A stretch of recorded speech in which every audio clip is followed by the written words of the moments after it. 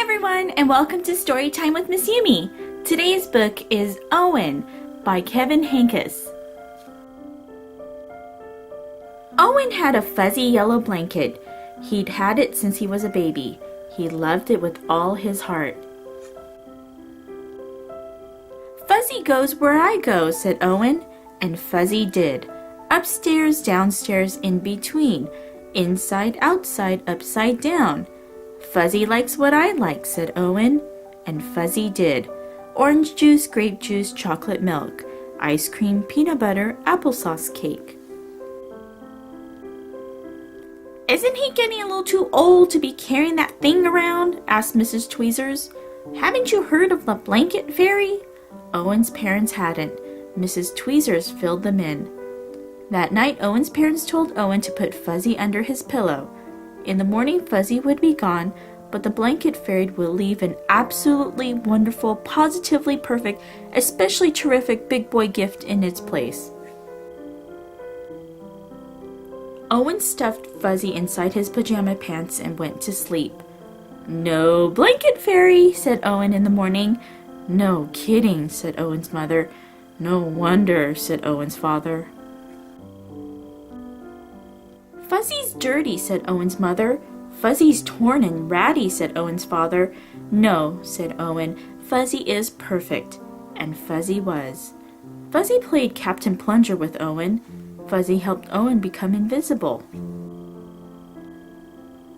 And Fuzzy was essential when it came to nail clippings and haircuts and trips to the dentist.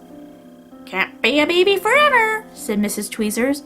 Haven't you heard of the vinegar trick? Owen's parents hadn't. Mrs. Tweezers filled them in.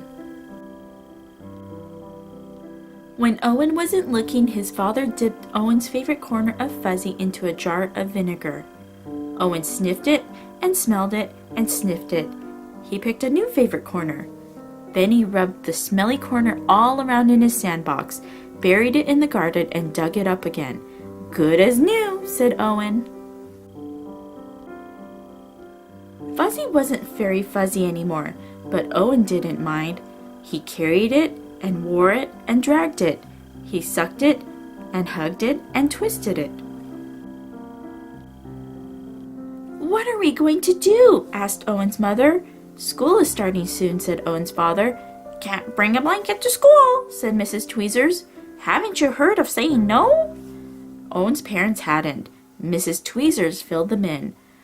I have to bring Fuzzy to school, said Owen. No, said Owen's mother. No, said Owen's father. Owen buried his face in Fuzzy. He started to cry and would not stop.